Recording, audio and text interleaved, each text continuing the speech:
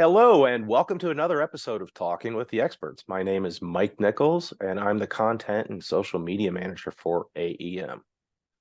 For today's podcast, we're going to be discussing some pretty sensational headlines that have been circulating through the news outlets over the past few days. I'm just going to read a few of these out so you get an idea what I'm talking about. Scientific America, they wrote, Earth just had the hottest 12-month span in recorded history. And Fox Weather says Earth experiences hottest year-long period in recorded history. CNN ramped it up a little further. Humanity just lived through the hottest 12 months in at least 125,000 years. But my personal favorite is from Bloomberg Law News. No one is safe after hottest 12 months ever recorded. So those are some pretty sensational headlines. To give us maybe a little less sensational perspective and a more scientific perspective, I've actually invited my colleague, Dr. Elizabeth DiGangi, to join us. For those of you who may not know her, Dr. DiGangi is an AEM lightning scientist and the main researcher behind AEM's annual lightning report. In addition, she plays a key role in ensuring the quality and integrity of data collected through AEM's greenhouse monitoring network.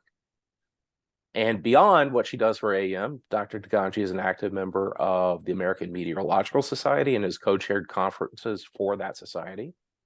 And then before joining our team, she was a postdoctoral researcher at the University of Oklahoma, where she earned her PhD in meteorology in 2019. So with that said, Liz, thank you for being here. Thanks for having me. I'm happy to be here. Great. So tell me, what do you make of all these headlines? Well, firstly, as sensational as they are, the headlines themselves should not come as much of a surprise. We've had 5 consecutive months of record-breaking temperatures, and not by small margins, all over the globe. So it's really not shocking that the past year would also end up being the hottest on record. And as much as a scientist, I disapprove of and dislike very sensational news headlines, especially as they relate to things like climate science. They do serve an important function, which is to remind us that our climate is going through a pretty drastic warming trend. We are getting dangerously close to surpassing an important threshold. So in 2015, the Paris Agreement established a mandate to limit warming on a global average scale to 1.5 degrees Celsius above pre-industrial levels.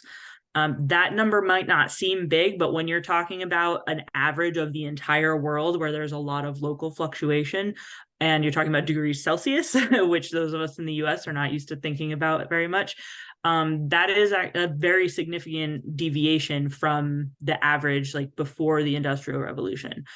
The reason that they set that target is because the best science we have indicates that limiting warming to 1.5 degrees Celsius above the global average could help us avoid many, not all, but many of the worst effects of global warming. Every 1/10 of a degree beyond that threshold carries increased risk and additional negative consequences for our environment. And I don't mean that in just on a large scale, right? This large scale change cascades down into local scales. The 1.5 degree mark is not arbitrary. It is based on how changes in the average global temperature impact local ecosystems. And a lot of those ecosystems are going to start just becoming destroyed or irreparably changed after we cross this threshold. So this latest record saw measured average global temperature in the last 12 months was 1.32 degrees over pre-industrial levels. So we're less than 2/10 of a degree from crossing the Paris Agreement threshold. And there are a lot of reasons to be worried about that. Yeah, Liz, that does sound, pretty awful. But that's said, I mean, I've thought I read somewhere we still haven't even seen the worst of it. Oh, no, definitely not. So what we've been seeing in the past year or so, sea surface temperatures in the Pacific Ocean near the equator often oscillate between warmer and cooler periods. This is the El Nino, La Nina, or the El Nino Southern Oscillation is what you've heard as ENSO or El Nino. And the sea surface temperatures of the Pacific Ocean over the equator controls a lot of our kind of larger scale weather patterns and how much rain or not rain we get in different parts of the world. It's a large scale effect on the whole globe. So during the first half of or so of the past 12 months, we were in the La Nina phase, which is actually the phase of ENSO where things tend to be cooler on average. That indicates colder than average sea surface temperatures in the equatorial Pacific, like near in the Western Hemisphere. And just in the last few months, we recently re-entered the El Nino phase after a very short pause of sort of neutral phase in between. And El Nino specifically brings even warmer temperatures and often more rain to a lot of parts of the world. So scientists think it's likely that as this El Nino ramps up, and it's already like pretty strong in terms of El Ninos of how much warmer those sea surface temperatures are than average. Scientists think that it's pretty likely that during the coming year, it's going to be even hotter. And that part is that's the part where you see the intersection of a normal natural oscillation in the Earth's climate sort of interacting with the effects of anthropogenic climate change. So whereas our emissions of greenhouse gases, of carbon dioxide and methane and others have already increased just the average global temperature, when you get then this natural cycle of warming, it magnifies the effects of that oftentimes. Okay, that makes sense. Let's circle back to something you said a little bit earlier, though, Liz. You talked about the effects of warming or the negative effects of warming. Maybe you could break some of that down for us. What kind of effects exactly are we talking about? Sure. Yeah, I kind of mentioned like ecosystems being destroyed in like vague terms, but to bring it into some simple but pretty clear terms, what it means when we have a warmer planet is that the air and water are both warmer. The air, especially the ocean sea surface temperatures. So among other things, this extra heat in our global climate system contributes to the melting of glaciers and polar ice sheets that would normally, in the past, pre-industrial levels, have stayed frozen year round.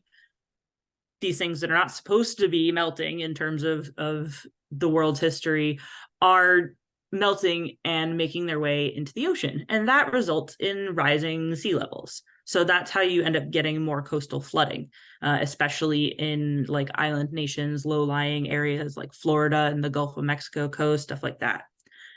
The other aspect of this, not just the melting, is that when the air is warmer, it holds a lot more moisture. Like warmer air, by just the basic laws of physics, can hold more water vapor than colder air. So that can end up translating to less rain in some places and more rain in others, depending on the local effects, like the local impacts of local climates. So then when you get areas with below average rainfall experience a lot of drought, which in turn can make them vulnerable to wildfires and water scarce, like drinking water scarcity and other agricultural related problems. And then meanwhile, areas with increased rainfall are exposed to heightened risks of flash flooding. An example of that is, I think during this year, there was severe drought that has caused problems with coffee bean crops, I think, in some parts of the world. And then in places like Pakistan this year, we saw record-breaking flooding, which is like, somewhere that just doesn't usually see a lot of floods. So we're already seeing a lot of these effects today. And as we approach and cross over this threshold that was set by the Paris Agreement, we can expect that these sorts of environmental hazards will become that much worse by magnitude and number. Liz, that sounds like a lot of doom and gloom. It does, Mike. It does. Unfortunately, it's not it's realistic doom and gloom. And I think it's important to take these potential effects of warming seriously. But it is also important to recognize that there are still things that we can do to avoid a lot of worst case scenarios. Like what? Well, so first of all, I've already mentioned that like greenhouse gas emissions by humans plays a really critical role in the warming trends that we've been seeing over the past several years and even decades. We can limit that warming by limiting our emissions. That was the purpose of the Paris Agreement, was to tell nations and companies like, hey, we need to emit less greenhouse gases, fewer greenhouse gases. If we can reduce emissions, we reduce the warming. It's a pretty easy math equation.